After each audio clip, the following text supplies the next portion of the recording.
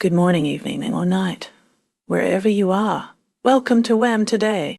Take a deep breath, clear your mind, and let's drift through the whispers of today's world, one quiet thought at a time.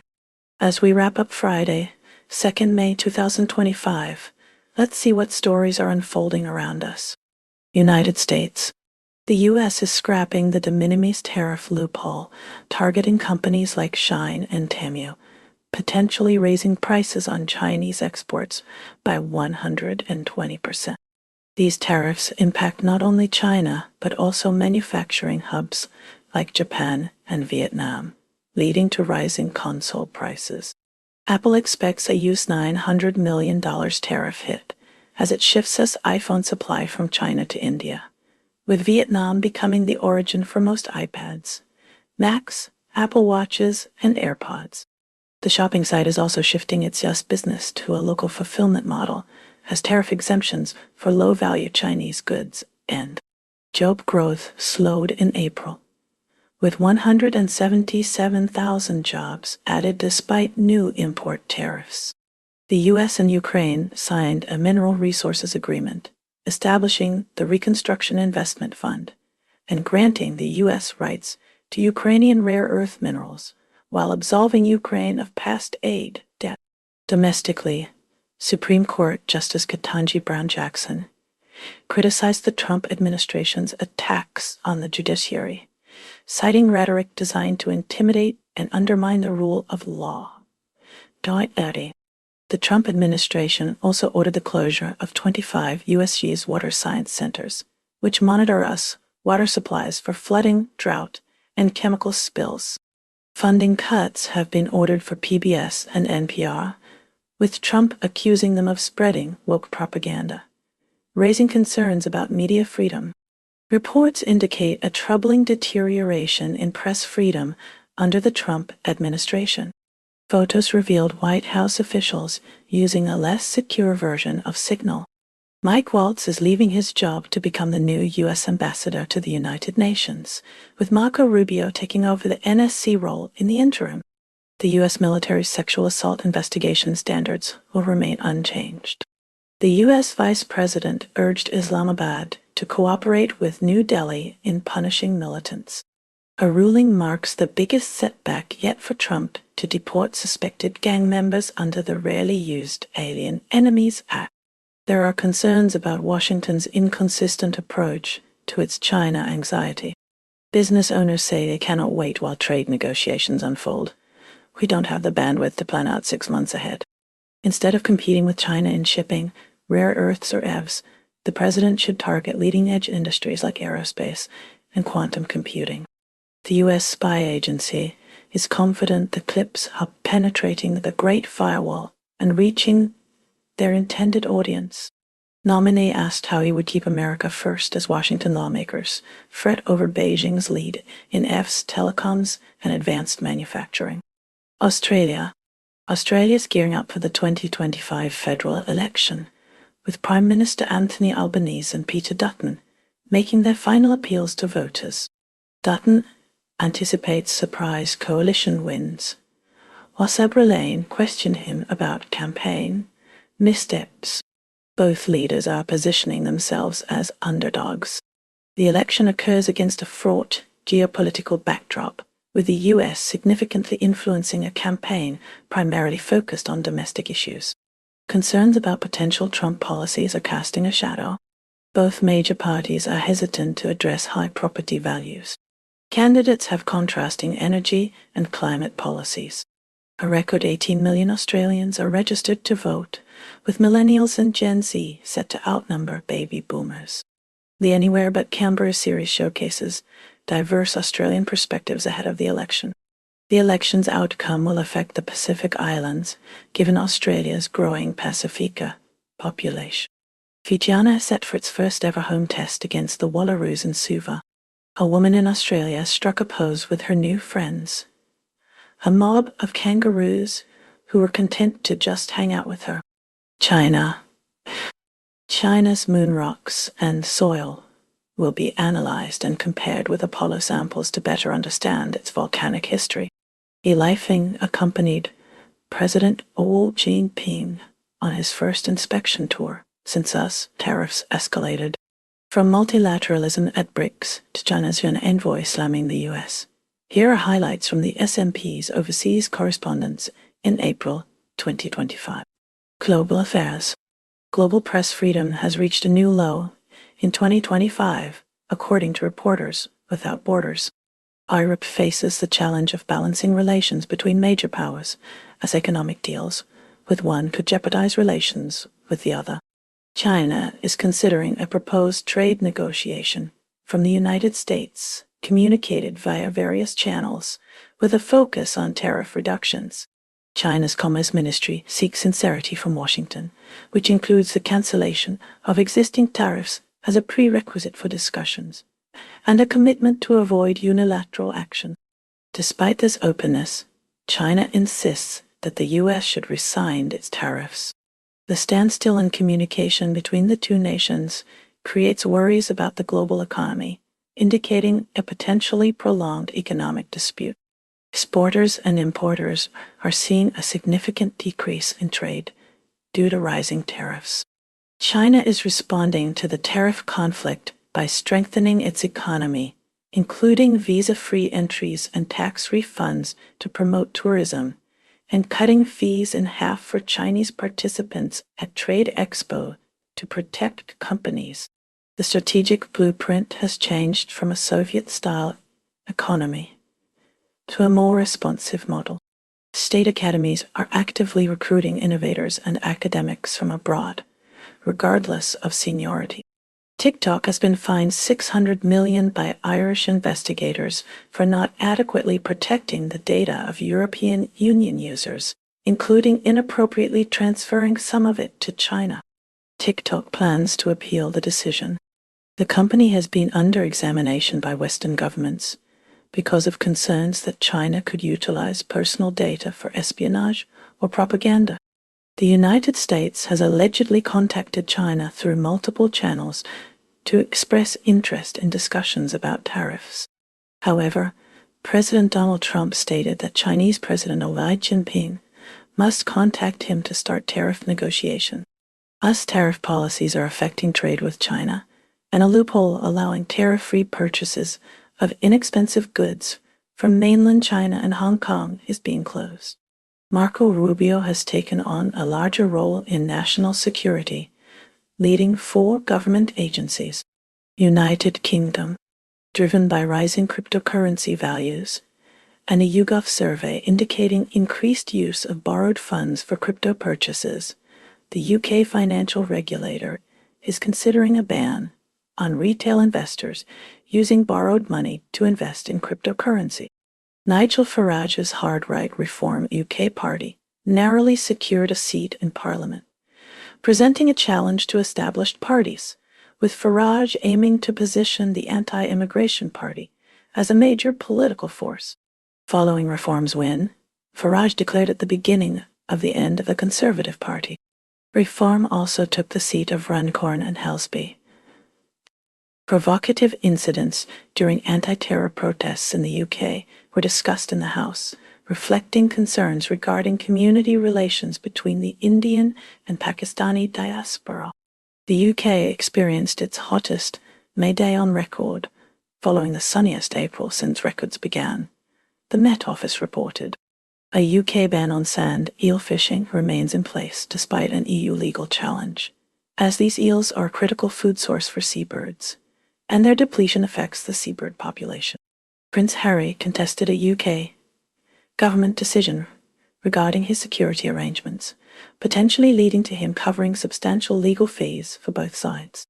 In northwest England, a wetter farming project aims to rehydrate peatland for agriculture, reducing CO2 emissions. Sarah Johnson prefers the term wetter farming over paludiculture. Ukraine. President Volodymyr Zelensky has praised a Ukraine-US investment deal as truly equal and fair, intended to modernize Ukraine's industries, with officials hoping it will bolster U.S. support despite lacking security guarantees. The U.S. Geological Survey has identified Ukraine as possessing minerals crucial for America's economic development and defense, potentially benefiting the U.S., although extraction will be costly and hindered by the ongoing war.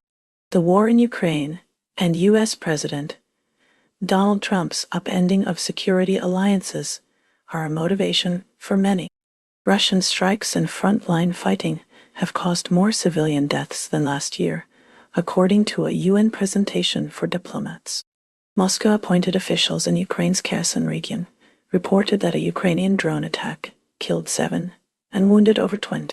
The Air Force stated it shot down 64 drones, with another 62 failing to reach their targets. Israel faces mounting international pressure over its military actions and blockade policies. The Freedom Flotilla Coalition accuses Israel of bombing its vessel, the Conscience, in international waters near Malta.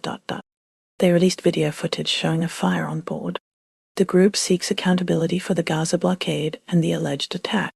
Further scrutiny arises from a report indicating that Israeli forces killed 15 unarmed medics and first responders in Gaza in March. Evidence suggests these individuals posed no threat and were deliberately targeted. Israel also conducted airstrikes near the presidential palace in Damascus, Syria. Prime Minister Benjamin Netanyahu and Defense Minister Israel Katz defended the strikes as a deterrent against hostile actions targeting the Druze minority. The ISA emphasizes Israel's responsibility to provide aid to Palestinians in Gaza, where many face starvation due to the ongoing blockade.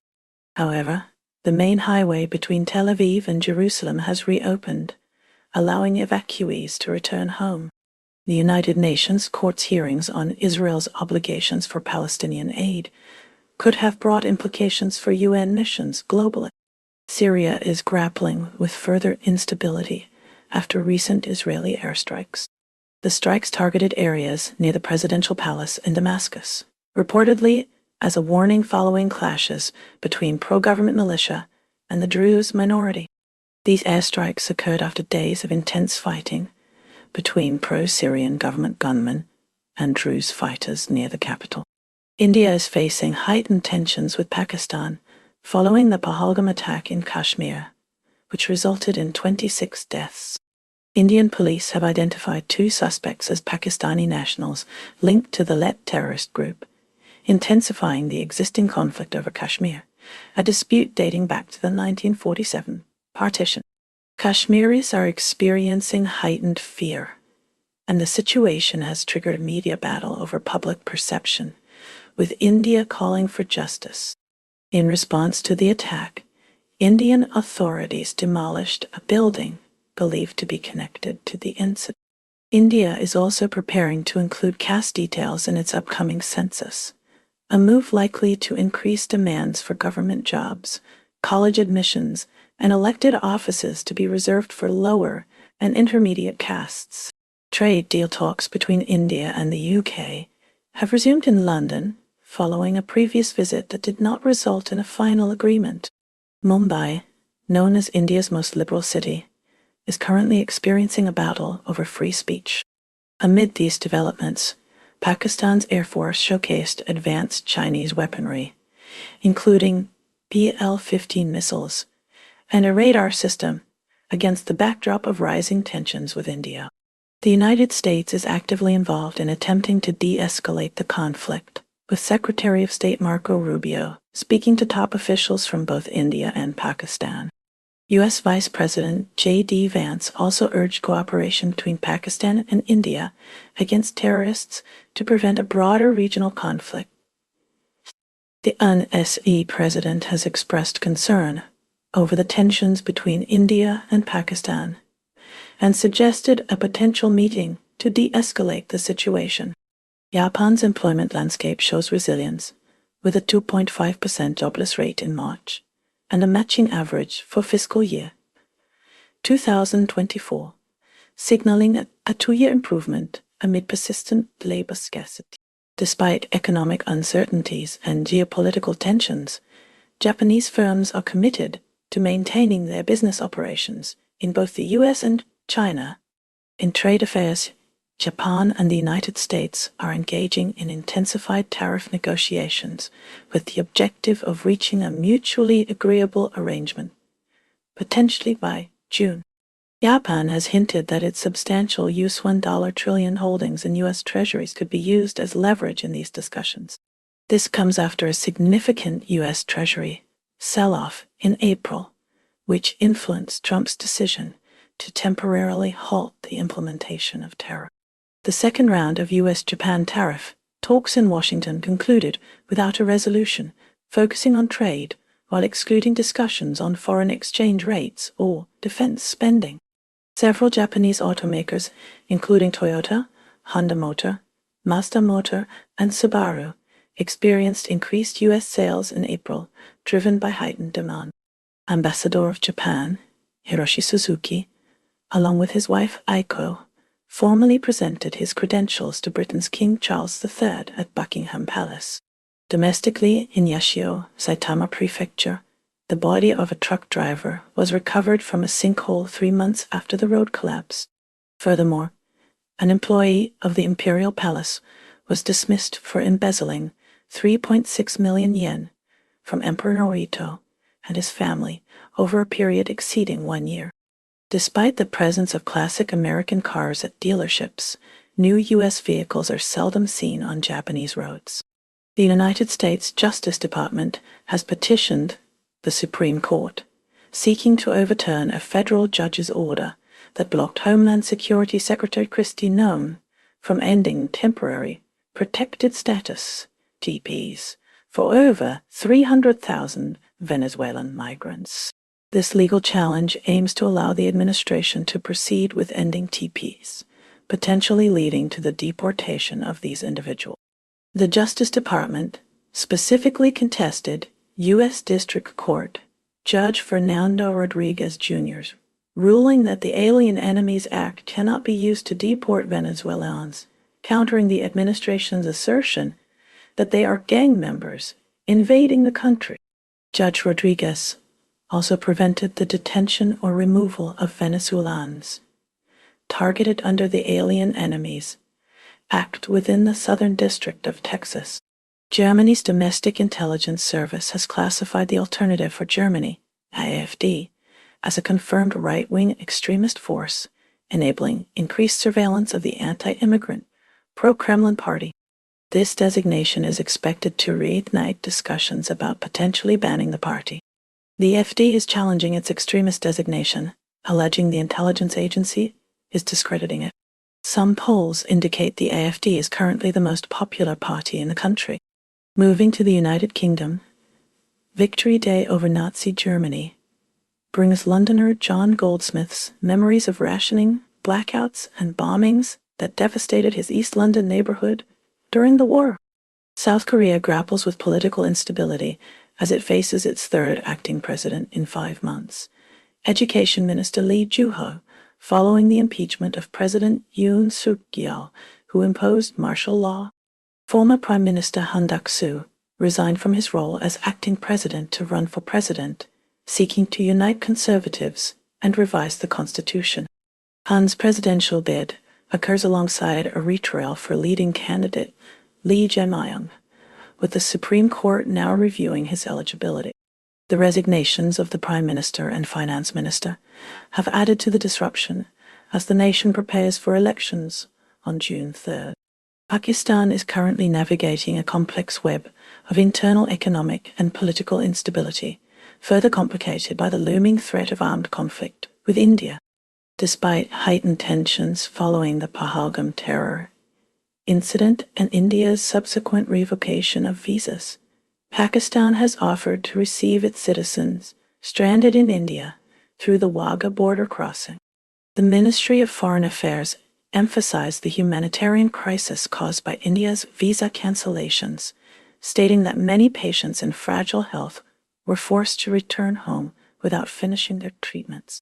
Amid these rising tensions, the Prime Minister met with the President, promising a befitting response to any perceived Indian aggression, and additionally engaged in discussions with the Emir of Qatar, Sheikh Tamim bin Hamad Al Thani. However, public sentiment seems to be primarily focused on the nation's economic difficulties and political uncertainty, rather than the escalating tensions with India.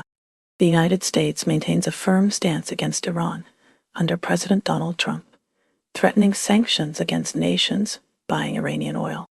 This approach could heighten tensions with China, a key importer.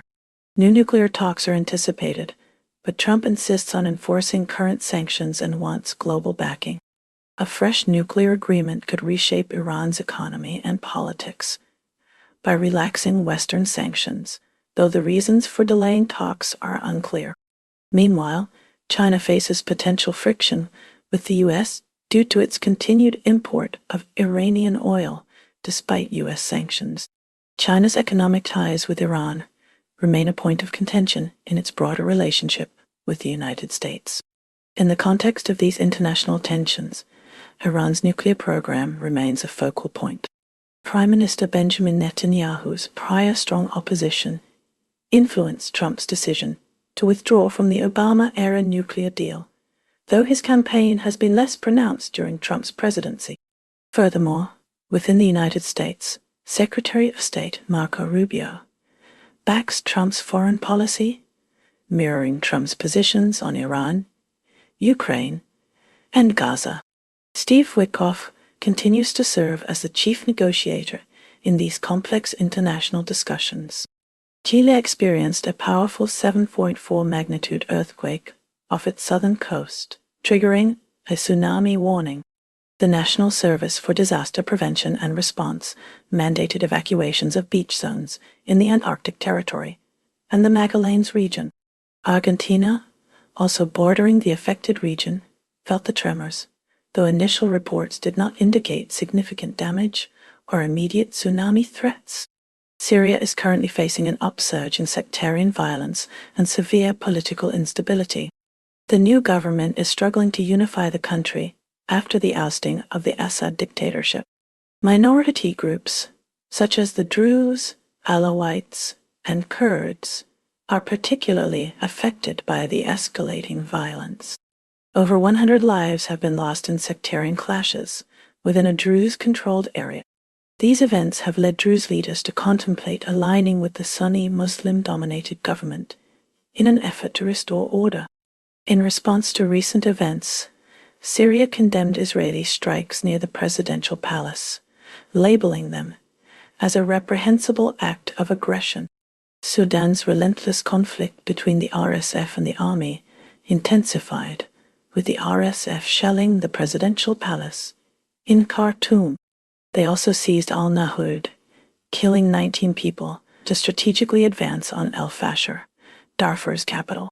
This ongoing strife, erupting in April 2023, has tragically claimed tens of thousands of lives and displaced 13 million individuals. United States President Donald Trump has marked 100 days in his second term, initiating significant shifts in the nation's global engagements. A minerals agreement between the U.S. and Kyiv was celebrated by both nations, providing the U.S. with prioritized access to newly discovered Ukrainian mineral resources. Meanwhile, Cardinal Robert Francis Prevost, originally from Chicago, but with extensive international experience, is being considered as a possible successor to the Pope, viewed as a balanced and respectable choice. Brazil recently saw former President Fernando Collor, convicted of corruption, moved to house arrest due to health concerns after beginning a 9-year sentence for bribery offenses committed between 2010 and 2014. Separately, Brazil mourns the loss of Sister Ina Canabara Lucas, the world's oldest person according to Guinness World Records, who died at the age of 116. Vietnam is currently enacting administrative reforms aiming to reduce government expenditures by removing certain high-profile government positions. These reforms, while ostensibly for cost-saving, also carry the potential to centralize authority within the existing government structure. Adding to regional economic tensions, Chinese firms with operations in Vietnam are grappling with considerable uncertainty. This stems from the possibility of the United States reinstating tariffs on goods. As a result, these firms are pausing new investments and facing potential closures, leading to order cancellations. Even with a temporary 90-day reprieve from U.S. tariffs, factories are abandoning expansion plans. Uganda saw activist Patience Nabukalu protesting at HSBC's AGM. She condemned the bank's funding of oil, gas, and coal projects. Nabukalu, a victim of climate-related flooding, delivered a letter to CEO George El-Hedari. She implored HSBC to value lives before profit. Her activism began after witnessing a friend's death in Kampala due to flooding. This event inspired her advocacy for climate crisis-affected communities. Indonesia is becoming a hub for Chinese solar firms seeking to bypass U.S. tariffs. These tariffs target Chinese solar products exported from Southeast Asia. President Prabowo Subianto's food self-sufficiency plan is also stirring debate. Concerns are rising about its effects on Papua's indigenous communities and environmental protection. Additionally, Indonesian students in the U.S. worry about visa issues and potential restrictions. Their concerns follow the alleged detention and visa revocation of an Indonesian student. New Zealand is grappling with the aftermath of severe weather, as high winds and floods led to a state of emergency in Christchurch. The Met Service issued a red warning because of a deepening low-pressure area in the Tasman Sea. This weather system brought strong southeasterly winds, particularly impacting the Cook Strait region. In cultural news, Bougainville woodcarver Joe Dutuona visited New Zealand in April. His trip aimed to foster cultural exchange and introduce local artists to the rich artistic traditions of Bougainville. North Korea is actively collaborating with Russia to build their inaugural cross-border road bridge, signaling strengthened ties. This infrastructure project underscores North Korea's backing of Russia in the ongoing conflict in Ukraine. In Ukraine, President Volodymyr Zelensky has focused on bolstering air defenses amidst intensified Russian attacks targeting critical infrastructure. Recent strikes have caused widespread power outages, prompting urgent calls for increased international assistance. Zelensky emphasized the need for more advanced missile defense systems to protect Ukrainian cities and energy facilities. Meanwhile, in Russia, the government continues to grapple with the economic fallout from international sanctions. Inflation remains a significant concern, and the ruble has experienced volatility. President Vladimir Putin has reiterated his commitment to strengthening economic ties with countries outside the Western sphere of influence, particularly China and India. Turning to the United States, the Federal Reserve is closely monitoring inflation data as it considers future interest rate adjustments. Recent economic indicators suggest a cooling labor market, but inflation remains above the Fed's target. Discussions are ongoing regarding the timing and pace of potential rate cuts. Across the Atlantic in the United Kingdom, Prime Minister Rishi Sunak is facing mounting pressure over the rising cost of living. The government is implementing measures aimed at easing the burden on households, including energy bill support and tax relief. Public sector strikes continue to pose a challenge, with ongoing negotiations to resolve disputes over pay and working conditions. Shifting focus to China, the government has announced new measures to stimulate economic growth. These include infrastructure investments and tax incentives for businesses. President Obin has reaffirmed China's commitment to multilateralism and its willingness to play a constructive role in global affairs. In India, Prime Minister Narendra Modi's administration is focused on boosting domestic manufacture. The Make in India initiative aims to attract foreign investment and create jobs. India is also playing an increasingly prominent role on the international stage, particularly within the G20. Tasmanian boat builder Incat recently launched Hull 96, a 130-meter electric ship, which is currently the world's largest. This innovative battery-powered vessel is set to operate between Buenos Aires and Uruguay, serving the ferry operator Buquebus. INCAT views this project, described as its most complex and most important, as a major leap forward in the realm of sustainable shipping. Philippines mourns the loss of 10-12 lives following a passenger bus collision with multiple vehicles at a toll booth, tragically including a couple.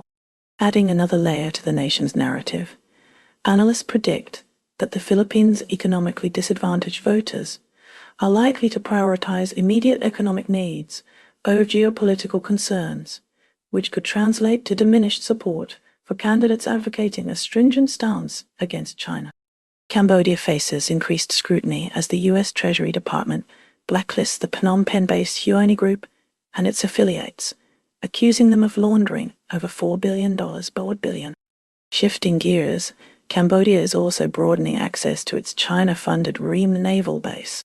Ships from Vietnam, Russia, and Japan will now be permitted, aiming to address concerns about preferential access for China. Cardinal Matteo Zuppi's potential candidacy for the papacy is strengthened by his dedication to aiding the needy and marginalized, along with his involvement in global peace negotiations. Sweden is currently grappling with the aftermath of a triple murder shooting in Uppsala, near Stockholm, which has led to the detention of 3 men as suspects. A previously detained teenager has been released. Investigations are ongoing to determine the motives behind this violent act and bring those responsible to justice. Off the coast of Malta, a ship destined to deliver aid to Gaza suffered crippling explosions. A human rights organization has attributed the incident to a drone strike. The crew members are reportedly safe. North Korea has officially acknowledged sending troops to Russia to support its war efforts in Ukraine, marking day 1163 of the conflict.